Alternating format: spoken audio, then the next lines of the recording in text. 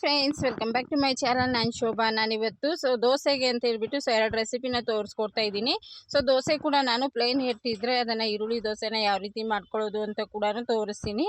ವಿಡಿಯೋನ ಕೊನೆವರೆಗೂ ನೋಡಿ. ವಿಡಿಯೋ ಇಷ್ಟ ಆದರೆ please like and share and comment ಮಾಡಿ. ಮೊದಲನೇ ರೆಸಿಪಿ ಬಂದು ತೊಗರಿ ಕಾಳೇನಿರುತ್ತೆ, ನಾನು ಒಂದು ದಿವಸ ಮುಂಚೆನೇ ನೆನೆಸಿ ನೀಟಾಗಿ ವಾಶ್ ಮಾಡಿ ಎತ್ತಿಕೊಂಡಿದ್ದೀನಿ. ಮೊನ್ನೆ ಕೂಡ ನಾನು ಸಾಂಬಾರ್ ರೆಸಿಪಿನ ಆಲ್ರೆಡಿ ಶೇರ್ ಮಾಡ್ಕೊಂಡಿದ್ದೀನಿ. ಇವತ್ತು ನಾನು ಪಲ್ಯ ಅದರಲ್ಲೇ ಒಂದು ಸ್ವಲ್ಪ ಕಾಳನ್ನ ಉಳಿಸ್ಕೊಂಡಿದ್ದೆ. ಇವತ್ತು ದೋಸೆ ಮೇಲೆ ದಿಢೀರ್ ಅಂತ ಯಾವ ರೀತಿ ಏನು ಮಸಾಲ ರುಬ್ದಿರೋ ಯಾವ ರೀತಿ ನಾವು ಪಲ್ಯ ಮಾಡೋದು ಅಂತ ತೋರಿಸ್ಕೊಡ್ತಾ ಇದ್ದೀನಿ. ಇಲ್ಲಿ 2 ಟೇಬಲ್ ಸ್ಪೂನ್ ಆಗುವಷ್ಟು ಎಣ್ಣೆ ಹಾಕಿದ್ದೀನಿ. ಕಡಾಯಿ ಬಿಸಿ ಆದ ಕೂಡಲೇ ಅದಕ್ಕೆ ಸ್ವಲ್ಪ ಸಾಸಿವೆ, ಜೀರಿಗೆ ಚಟ್ಪಟ ಅಂತ ಸಿಡಿದ್ಮೇಲೆ ಕರಿಬೇವು, ಹಾಗೆ ಕೊತ್ತಂಬರಿ, ಒಂದೆರಡು ಈರುಳ್ಳಿ, ಒಂದೆರಡು ಟೊಮೆಟೊ ನುಣ್ಣಗೆ ನ್ಯಾಶ್ ಮಾಡಿದ್ದೀನಿ. ನಾವು ಎಷ್ಟು ಚೆನ್ನಾಗಿ ನ್ಯಾಶ್ ಮಾಡ್ತೀವಿ ಅಷ್ಟೇ ಚೆನ್ನಾಗಿ ಪಲ್ಯ ಬರುತ್ತೆ. 1 ಟೇಬಲ್ ಸ್ಪೂನ್ ಆಗುವಷ್ಟು ಜಿಂಜರ್ ಗಾರ್ಲಿಕ್ ಪೇಸ್ಟ್ ಹಾಕಿದ್ದೀನಿ. ಮತ್ತು ನನ್ನ ಹತ್ರ ಕೊಬ್ಬರಿ ಇರಲಿಲ್ಲ, ನೀವು ಕೊಬ್ಬರಿ ಬೇಕನ್ನ ಪೇಸ್ಟ್ ಮಾಡಿ ಹಾಕ್ಕೋಬೋದು. ಇಲ್ಲಿ ಒಣಗಿರೋ ಕೊಬ್ಬರಿ ಪುಡಿ ಏನಿದೆ ಅದನ್ನು ನಾನು 2 ಟೇಬಲ್ ಸ್ಪೂನ್ ಅಷ್ಟು ಹಾಕಿದ್ದೀನಿ. ಮತ್ತು ತಗೊಂಡಿರುವಂಥ ಕಾಳನ್ನ ಹಾಕಿ, ತೊಗರಿ ಕಾಳೇನಿದೆ ಎಲ್ಲ ಅಂಗಡಿಗಳಲ್ಲೂ ಸಿಗುತ್ತೆ, ತುಂಬಾ ಹೆಲ್ದಿ ಕೂಡ. ಇದು ಹಳ್ಳಿಯಿಂದ ತಂದಿರುವಂಥ ಕಾಳು, ತುಂಬಾ ಟೇಸ್ಟಿಯಾಗಿ ಬರುತ್ತೆ. ಹಾಗಾಗಿ ನಾನು ಫಸ್ಟ್ ಇವಾಗ ಕಾಳು ಹಾಕಿ ಬಾಡಿಸ್ಕೊಂಡಾದಮೇಲೆ 1 ಟೇಬಲ್ ಸ್ಪೂನ್ ಆಗುವಷ್ಟು ಮನೇಲಿ ಮಾಡಿರುವಂಥ ಅಚ್ಕಾರದ ಪುಡಿ ಹಾಕಿ ಇನ್ನೊಂದ್ಸರಿ ಮಿಕ್ಸ್ ಮಾಡ್ಕೊಳ್ಳೋಣ.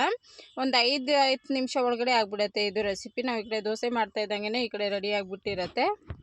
ಮಸಾಲ ಬಂದು ನಾನಿಲ್ಲಿ ಒಂದು ಸ್ವಲ್ಪ ಅರಿಶಿನ ಪುಡಿ, ಹಾಗೆ ಒಂದು ಅರ್ಧ ಟೇಬಲ್ ಸ್ಪೂನ್ ಧನಿಯಾ ಪುಡಿ ಹಾಕಿದ್ದೀನಿ.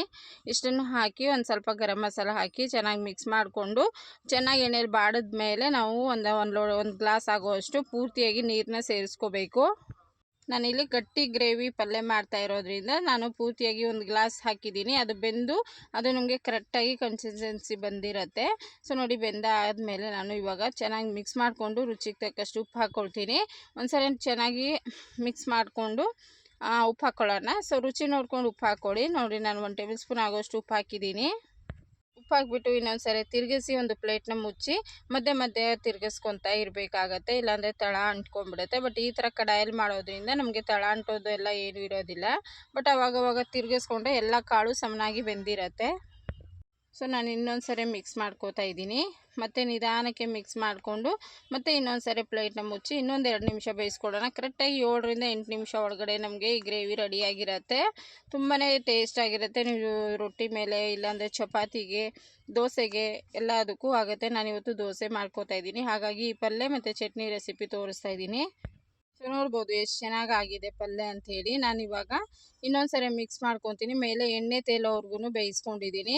ನಾವು ಎಷ್ಟು ಚೆನ್ನಾಗಿ ಬೇಯಿಸ್ಕೊತೀವೋ ಅಷ್ಟು ಟೇಸ್ಟಿ ಇರುತ್ತೆ. ಮತ್ತು ಕಾಳು ಕೂಡ ತುಂಬಾ ಚೆನ್ನಾಗಿ ಒಂದು ದಿವಸ ಮುಂಚೆನೇ ನೆನೆಸಿರೋದ್ರಿಂದ ಕಾಳು ಕೂಡ ಅಷ್ಟೇ ಬೇಗ ಬೆಂದೋಗುತ್ತೆ. ನೋಡಿ, ಇಷ್ಟೇ ಸಿಂಪಲ್ಲಾಗಿ ತೊಗರಿ ಕಾಳಿನ ಪಲ್ಯ, ಗ್ರೇವಿ, ಎಲ್ಲರೂ ಏನು ಬೇಕಾದರೂ ಹೇಳ್ಬೋದು, ತುಂಬಾ ಟೇಸ್ಟಿಯಾಗಿದೆ.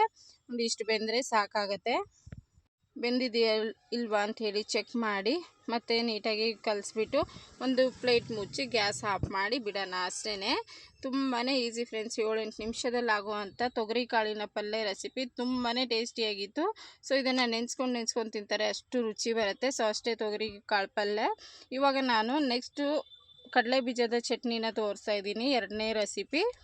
ಈ ಚಟ್ನಿ ಮಕ್ಕಳಿಂದ ಹಿಡಿದು ದೊಡ್ಡವ್ರವರೆಗೂ ಎಲ್ಲರಿಗೂ ತುಂಬಾ ಇಷ್ಟಪಟ್ಟು ತಿಂತಾರೆ. ಇದರಲ್ಲಿ ಅನ್ನ ಕೂಡ ತಿನ್ಬೋದು, ದೋಸೆ, ಚಪಾತಿ ಏನು ಬೇಕಾದರೂ ತಿನ್ಬೋದು. ಇಲ್ಲಿ 4 ರಿಂದ 5 ಮೆಣಸಿನ್ಕಾಯಿ ತೊಗೊಂಡಿದ್ದೀನಿ. ಇದನ್ನು ಒಂದು ಸ್ವಲ್ಪ ಎಣ್ಣೆ ಹಾಕಿ ಚೆನ್ನಾಗಿ ಬಾಡಿಸ್ಕೊಂಡಿದ್ದೀನಿ. ಹಾಗೆ ಕಡಲೆ ಬೀಜ ಒಂದು 100 ರಿಂದ 150 ಗ್ರಾಮ್ ಆಗೋಷ್ಟು ಕಡಲೆ ಬೀಜನ ಚೆನ್ನಾಗಿ ಮೀಡಿಯಮ್ ಉರಿನ ಇಟ್ಕೊಂಡು ಹುರಿದು ತಣ್ಣಗಾಗೋವರೆಗೂ ಬಿಡಬೇಕು. ಮತ್ತು ಮಿಕ್ಸಿ ಜಾರ್ಗೆ ಒಂದು ಸ್ವಲ್ಪ ಕೊತ್ತಂಬರಿನ ಸೇರಿಸ್ಕೊತಾ ಇದ್ದೀನಿ. ಅಲ್ಲಿವರೆಗೂ ಇದು ಬಾಡಿದ್ಮೇಲೆ ಚೆನ್ನಾಗಿ ಹುರ್ಕೊತೀವಲ್ಲ, ಅದಾದಮೇಲೆ ಒಂದು 5 ನಿಮಿಷ ಹಾಗೆ ಬಿಡಬೇಕು. ಯಾಕಂದರೆ ಅದೊಂದು ಸ್ವಲ್ಪ ಆರಿದ್ಮೇಲೆ ನಾವು ಮಿಕ್ಸಿನ ಮಾಡ್ಕೋಬೇಕು. 1 ಗೆಡ್ಡೆ ಪೂರ್ತಿಯಾಗಿ ನಾನು ಬೆಳ್ಳುಳ್ಳಿ ಸೇರಿಸಿದ್ದೀನಿ. 1 ಇಂಚ್ ಆಗೋಷ್ಟು ಪೂರ್ತಿ ನಾನು ಶುಂಠಿನ ವಾಶ್ ಮಾಡಿ ಸಿಪ್ಪೆ ಸಮೇತ ಹಾಕ್ಕೋತಾ ಇದ್ದೀನಿ. ಶುಂಠಿ ಹಾಕೋದ್ರಿಂದ ಕೂಡ ತುಂಬಾ ರುಚಿ ಇರುತ್ತೆ ಚಟ್ನಿ. ಹಾಗಾಗಿ ನೋಡಿ, ಇಷ್ಟೇ ಸಿಂಪಲ್ಲಾಗಿ ಚಟ್ನಿ ಮಾಡ್ಕೋಬೇಕು. ಬೆಳ್ಳುಳ್ಳಿ, ಸ್ವಲ್ಪ ಕೊತ್ತಂಬರಿ, ಮೆಣಸಿನ್ಕಾಯಿ, ಶುಂಠಿ, ಕಡಲೆಬೀಜ, ಸ್ವಲ್ಪ ಉಪ್ಪು ಇಷ್ಟು ಹಾಕಿ ನುಣ್ಣಗೆ ನೀರು ಹಾಕಿ ರುಬ್ಕೊಂಡ್ರೆ ಆಯಿತು. ಕಡಲೆಬೀಜ ಆರೋದಕ್ಕಂತ ಹೇಳಿ ಒಂದು 5 ನಿಮಿಷ ಬಿಟ್ಟಿದ್ದೆ. ಒಂದು ಬೆಚ್ಚಗಿರುವಾಗ ನಾನು ಇವಾಗ ಮಿಕ್ಸಿ ಜಾರ್ ಸೇರಿಸ್ಕೊತಾ ಇದ್ದೀನಿ. ನೀವು ಇದನ್ನು ಪುಡಿ ಮಾಡ್ಕೊಂಡು ಇಟ್ಕೊಳ್ಳೋಂಗಿದ್ರೆ ಇದು ಪುಡಿ ಮಾಡಿ ಕೂಡ ಇಟ್ಕೊಳ್ಬೋದು. ನೀರು ಹಾಕಿದ್ರೆ ಹಾಗೆ ಕೂಡ ಪುಡಿ ಮಾಡ್ಕೋಬೋದು. ಆದರೆ ಹಸಿಮೆಣಸಿನ್ಕಾಯಿ ಬದಲು ನೀವು ಖಾರದ ಪುಡಿನ ಹಾಕ್ಕೋಬೇಕಾಗತ್ತೆ. ಸೊ ನೋಡಿ ನಾನು ಅರ್ಧ ಗ್ಲಾಸ್ ನೀರು ಹಾಕಿಬಿಟ್ಟು ನುಣ್ಣಗೆ ರುಬ್ಕೊಂಡಿದ್ದೀನಿ. ಇವಾಗ ಒಗ್ಗರಣೆ ಮಾಡ್ಕೊಂಬಿಡೋಣ. 1 ಟೇಬಲ್ ಸ್ಪೂನ್ ಎಣ್ಣೆ, ಸಾಸಿವೆ, ಕರಿಬೇವು ಇಷ್ಟನ್ನು ಹಾಕಿ ಚಟ್ಪಟ ಅಂತ ಸಿಡಿಸ್ಬೇಕು. ಚಟ್ನಿಗೆ ಸಾಸಿವೆ ಎಷ್ಟು ಸಿಡಿಯುತ್ತೆ ಅಷ್ಟೇ ಟೇಸ್ಟಿಯಾಗಿ ಬರುತ್ತೆ. ಒಂದು ಅರ್ಧ ಟೇಬಲ್ ಸ್ಪೂನ್ ಸಾಸಿವೆ ಹಾಕ್ಕೊಳ್ಳಿ, ತುಂಬಾ ರುಚಿಯಾಗಿ ಬರುತ್ತೆ. ಇವಾಗ ರುಬ್ಬಿರೋ ಅಂಥ ಚಟ್ನಿನ ನಾವು ಸ್ವಲ್ಪ ನೀರು ಹಾಕಿ ಸೇರಿಸ್ಕೊಂಡು ಈ ರೀತಿ ಒಗ್ಗರಣೆ ಕೊಟ್ಟರೆ 2 ನಿಮಿಷಕ್ಕೆ ರೆಡಿ ಆಗುವಂಥ ಕಡಲೆ ಬೀಜದ ಚಟ್ನಿ ರೆಸಿಪಿ. ಇದಕ್ಕೆ ಮುಂಚೆ ಕೂಡ ನಾನು ವಿಡಿಯೋಲಿ ತೋರಿಸಿದ್ದೀನಿ ಮತ್ತು ಇವತ್ತು ತೋರಿಸಿದ್ದೀನಿ. ಹಾಗೆ ರುಚಿಗೆ ತಕ್ಕಷ್ಟು ಉಪ್ಪು ಹಾಕಿ ಮಿಕ್ಸ್ ಮಾಡಿ ಗ್ಯಾಸ್ ಆನ್ ಮಾಡ್ಕೊಳ್ಳೋಂಥ ಅವಶ್ಯಕತೆ ಇಲ್ಲ, ಬರೀ ಒಗ್ಗರಣೆ ಮಾಡಿಕೊಂಡ್ರೆ ಆಯಿತು. ಅಷ್ಟೇ, ಉಪ್ಪು ಹಾಕಿ ಗ್ಯಾಸ್ ಆಫ್ ಮಾಡಿಬಿಟ್ರೆ ಆಯಿತು ಅಷ್ಟೇ. ಅದು ಏನಂದರೆ ಎಣ್ಣೆಯಲ್ಲಿ ಸ್ವಲ್ಪ ಸಾಸಿವೆ ಕರಿಬೇವು ಸಿಡಿಸ್ಕೊಂಡ್ಬಿಟ್ರೆ ಅಷ್ಟೇ. ನೀವು ಬೇಕಾದರೆ ಒಂದು ಒಣಗಿದ ಮೆಣಸಿನ್ಕಾಯಿ ಕೂಡ ಮುರಿದ್ಬಿಟ್ಟು ಹಾಕ್ಕೊಳ್ಳಿ, ಇನ್ನೂ ಚೆನ್ನಾಗಿರುತ್ತೆ. ಚಟ್ನಿನ ಕ್ಲೋಸ್ ಮಾಡಿಟ್ಟು ಇನ್ನು ನಾನಿಲ್ಲಿ ಈರುಳ್ಳಿ ದೋಸೆ ಮಾಡ್ಕೋತಾ ಇದ್ದೀನಿ. ಈರುಳ್ಳಿ ಎಲ್ಲ ರೆಡಿ ಮಾಡ್ಕೊಳ್ಳೋ ಅಷ್ಟರಲ್ಲಿ ಈ ಕಡೆ ತವಾ ಕೂಡ ನಾನು ಗ್ಯಾಸ್ ಆನ್ ಮಾಡಿ ಬಿಸಿ ಆಗಲಿ ಅಂತೇಳಿ ಒಂದು ಸ್ವಲ್ಪ ಎಣ್ಣೆನು ಈರುಳ್ಳಿ ಸಿಪ್ಪೆಯಿಂದ ನೀಟಾಗಿ ಸವರ್ಕೊಂಡಿದ್ದೀನಿ. ಅವಾಗ ದೋಸೆ ಚೆನ್ನಾಗಿ ಎದ್ದೇಳುತ್ತೆ. ತವಾ ಬಿಸಿ ಆಗೋ ಅಷ್ಟರಲ್ಲಿ ಇಲ್ಲಿ 1-2 ಈರುಳ್ಳಿ ಚಾಪ್ ಮಾಡಿದ್ದೀನಿ, ಸ್ವಲ್ಪ ಕೊತ್ತಂಬರಿ, 2 ಮೆಣಸಿನ್ಕಾಯಿ, ಹಸಿಮೆಣಸಿನ್ಕಾಯಿ. ನೀವು ಮಕ್ಕಳಿದ್ದರೆ ಒಂದೇ ಒಂದು ಮೆಣಸಿನ್ಕಾಯಿ ಹಾಕ್ಕೊಳ್ಳಿ ಸಾಕಾಗುತ್ತೆ.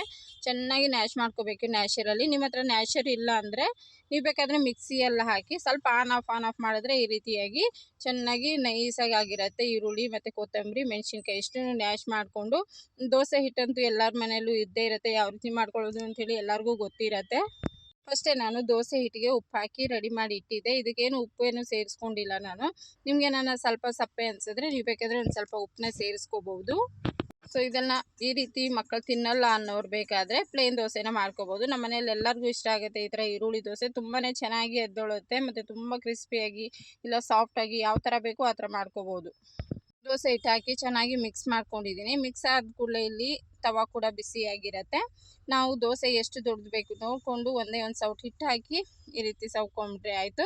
ಒಂದು ಅರ್ಧ ಟೇಬಲ್ ಸ್ಪೂನಷ್ಟು ಮೇಲೆ ಎಣ್ಣೆ ಹಾಕಿ ಕರೆಕ್ಟಾಗಿ ಒಂದು 5 ನಿಮಿಷ ಪೂರ್ತಿಯಾಗಿ ಬೇಯೋವರೆಗೂ ಬಿಡಬೇಕಾಗತ್ತೆ. ಸ್ವಲ್ಪ ಕ್ರಂಚಿ ಆಗಬೇಕಂದ್ರೆ ಚೆನ್ನಾಗಿ ನಮ್ಗೆ ಗೊತ್ತಾಗುತ್ತೆ. ನೋಡಿ ಇಲ್ಲಿವರೆಗೂ ನಾವು ಬೇಯಿಸ್ಕೋಬೇಕು. ಇವಾಗ ಮತ್ತೆ ತಿರುಗಿಸ್ಕೋತಾ ಇದ್ದೀನಿ. ಇಷ್ಟಾದ ಕೂಡಲೇ ತುಂಬಾ ಬೇಗ ಎದ್ದೊಳುತ್ತೆ ಈ ಥರ ಈರುಳ್ಳಿ ದೋಸೆಗಳು. ಪ್ಲೇನ್ ದೋಸೆ ತಿನ್ನೋದಕ್ಕಿಂತ ಈ ರೀತಿ ದೋಸೆ ಮಾಡ್ಕೊತೀನಿ, ತುಂಬಾ ಟೇಸ್ಟ್ ಇರುತ್ತೆ. ಮತ್ತೆ ಇದೇ ರೀತಿ ದೋಸೆನ ಮಾಡ್ಕೋತಾ ಇರ್ತೀರ, ಅಷ್ಟು ರುಚಿ ಇರುತ್ತೆ. ನೀವು ಪ್ಲೇನ್ ದೋಸೆ ಕೂಡ ಮಾಡ್ಕೋಬೋದು, ಬಟ್ ಆದರೆ ಈ ದೋಸೆ ಇನ್ನೂ ಚೆನ್ನಾಗಿರುತ್ತೆ ಅನ್ನೋದಕ್ಕೋಸ್ಕರ ಇವತ್ತು ಈರುಳ್ಳಿ ದೋಸೆನ ತೋರಿಸ್ತಾ ಇದ್ದೀನಿ. ಎಲ್ಲರ ಮನೆಯಲ್ಲೂ ದೋಸೆ ಹಿಟ್ಟಿದ್ದಾಗ ಈ ರೀತಿ ಮಾಡ್ಕೊಳ್ಳಿ, ತುಂಬ ರುಚಿ ಬರುತ್ತೆ. ಎಷ್ಟು ದೊಡ್ಡದು ಬೇಕನ್ನೋ ದೋಸೆನ ಹಾಕ್ಕೋಬೋದು. ಸೊ ನೋಡ್ತಾ ಇದ್ದೀರಲ್ಲ ಎಷ್ಟು ಗ್ರೀನಾಗಿ ಕಲರಾಗಿ ಎಷ್ಟು ಚೆನ್ನಾಗಿ ಬಂದಿದೆ ಅಂಥೇಳಿ.